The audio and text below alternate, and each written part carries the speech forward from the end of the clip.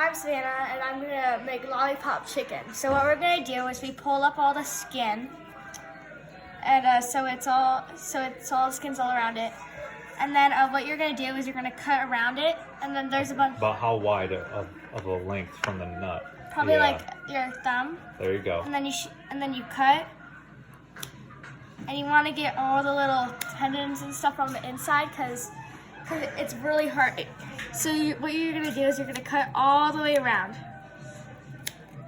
and and what you do, so like, and it takes a while because there's all these like tendons and stuff in the way.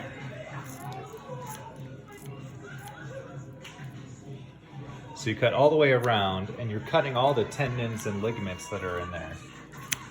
And it's gonna look a little chunky at first, but we clean it up, and this is the end result.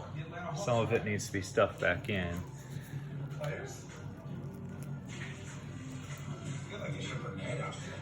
But then you have the choice of putting aluminum foil around this, or what we like to do in this house is take some of our homemade bacon, wrap it all around, season it, and then when you're done, that bacon with all that sugar and that seasoning caramelizes. It's really good. And it's a yummy treat with the chicken. Plus you get all that bacon fat that drips into the chicken while it cooks. All right, so now you've cut the skin, now what do you do? So you're gonna pull over right here. You stick your thumb in there, and it's really hard because you're just gonna pull. Right. You're gonna pull a lot. Pull it over the end point, the joint. Mm-hmm. And then you're gonna want to take some scissors or something, or like a knife, and then you're gonna want to cut it. To get it off, to make it clean, right? Uh-huh. And you're gonna want to do it as close to the bone as possible.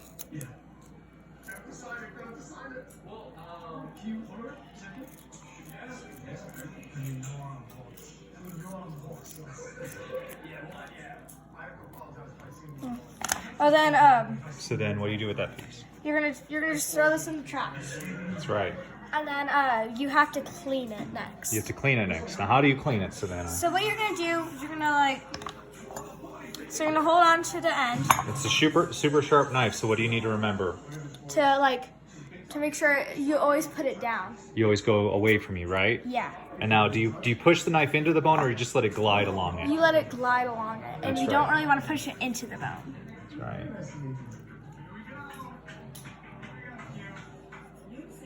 And what are you kind of looking for while you're cleaning up the bone? You're gonna kind of look for the bone. The little bone? Yeah, the little bone, not the Okay. hard bone. All right, so you found the bone? Uh-huh. All It's right. very hard right here. So now what do you do to try to get that bone out? Why don't you show them where the bone is on the other end? Yeah, so the bone is probably right here. Right.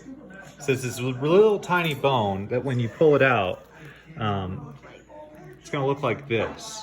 And the reason why you got to pull it out is because it has that sharp point on it. You don't want people to eat it and stab themselves with it. So how do you get that sharp bone out, Savannah? So what you're gonna do is you're gonna kind of slide it between the meat with the bone and the little bone. And you can use a smaller knife, like a paring knife, but here we're just getting one knife dirty. So she's just going to take the point, keeping the sharp edge between the two bones, the little bone and the big bone, and she's going to do a little saw-like action to try to get the knife all the way down through. What this also does is it loosens up the meat so that you're able to then stuff it inside to really create a big stem to give it that lollipop look. The knife went all the way through. Let's show them how it's split at the end there, Savannah. No, other side. Oh. There you go. See how see how the bone's separated now? Now you have ligaments and little pieces of muscle that are all around here. So she's going to take her scissors and she's going to separate that. Yeah. So you're just gonna kind of grab it. I'm just gonna cut it around. Oh, no, you're gonna grab the meat. Yeah, you want to save as much meat as you can.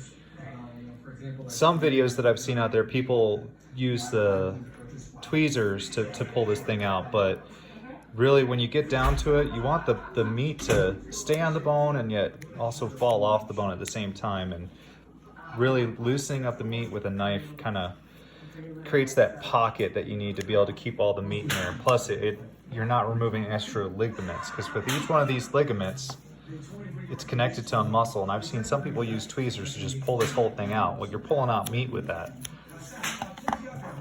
So now she's going to grab the base and pull out. And you see how clean that is? Boom. Now we'll go ahead and throw that in here in the trash. Now what's the last step that you do? The last step you do is you're gonna, I'm pretty sure, don't you pull your skin over? Yep, So you're going to pull it down. pull it down. And then you're gonna tuck everything in. but you're also going to use the scissors to cut off any of the hard white ligament pieces, right? Yeah, like this. Because that's going to be chewy if it's not, if it's tucked in, it's going to get caught in between the meat and the bone, and it might not cook all the way. It might be a little tough. So it's easier to just trim this off. So like you're gonna also kind of like want to get all the Yep, tendons. go ahead and cut those off.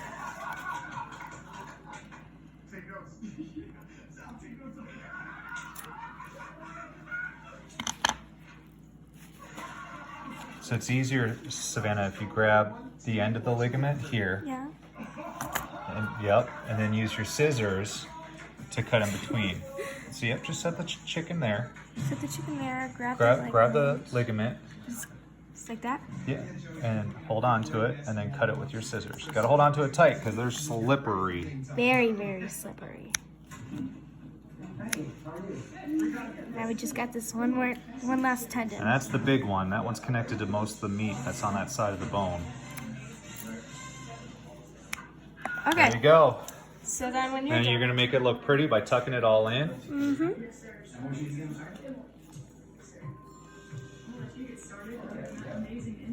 So like that, basically. Yeah. And clean it off, and then pulling it all the way down. Sorry about that. Pulling it all the way down. There you go. And yep, you can trim that off too. Not necessarily about presentation so much as it is about edibility. You want to be able to eat this entirely without the bone. Yeah. You see how she's got it all tucked in. You pull the skin a little tighter around the end, and then we're good to go. All right, so we're gonna wrap some of the bacon around. So you start at the top, that's good, just enough to get it looped, and then you wrap it around. Trying to keep it flat against the bone. Yeah. Wrapping it all the way around, keeping it tight as possible, and then come back up on top and tuck it back in, on top of the bone. So on top of the bone? Yep, no, like you're gonna pull this, Yeah. and you're gonna And you're gonna boom, stick it just there? like that. Now look at, yeah. see how it's like a meat wrap? Yeah. And we're gonna do that for the rest of these. We got 3 done, one with my home bacon, which didn't turn out as great because I don't have a deli slicer. And then we got this stuff. So here, Savannah, let me pull this apart. Yeah. This is uncured bacon, and so it's doesn't have any real preservatives in it. But I think it's better It's thinner when too. you're adding your own seasoning to it. All right, there you go. Yeah. So she's gonna finish these up, and we'll come back around the chicken. Savannah's gonna do the seasoning now. You take a look at your seasoning over the chicken that's already there. It's gonna come out a little fast at times, but you wanna make sure you season the bacon and the chicken. So you can never touch, don't set it down, set the chicken down. Grab the base, the base. now season the bacon. There you go.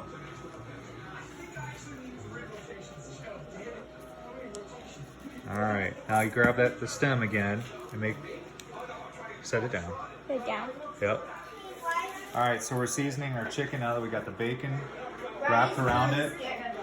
Make sure that your bacon gets seasoning. So what you're gonna do is to kind of keep the seasoning, because it comes out fast, keep the seasoning going on the chicken, just do it over the other chicken. Make sure you get the bacon good, because that's what's gonna caramelize and taste delicious. Now, what I've also done, and this is optional, but I follow Malcolm Reed on Instagram. You should check out his videos too. He's really good. He uses butter. I love using Irish butter. You use it, you just kind of stick it in between. And then that way when it melts, you get the butter that melts. And then if you look in here in the pan, I got bacon pieces in here. So when it heats up, you're gonna have all that bacon fat, the butter fat, and the chicken fat all cooking and getting absorbed into the chicken. So we're gonna finish these up, And then we're gonna wrap them up and get ready to start the smoke. All right, Savannah, so we finished, right? Yeah. They're heavily seasoned. And why? Because they're gonna go in there for a while. And we got all that butter mixed in there with the bacon fat and the bacon wrap stems. So what's the next step? Next up, we're gonna put it in the smoker. But first we have to prime the smoker for about 15-20 minutes to make sure it gets the right temp. Now we want it to be at what temp? 220. 225. Yeah, 220. And we're going to 225 for how many hours? 4 hours. That's right. All right. And then we're going to check the internal temp so it make sure that it is 165, right? Yeah. All right, because that's the safe eating temperature for chicken. All right, we'll come back when we got on the smoker.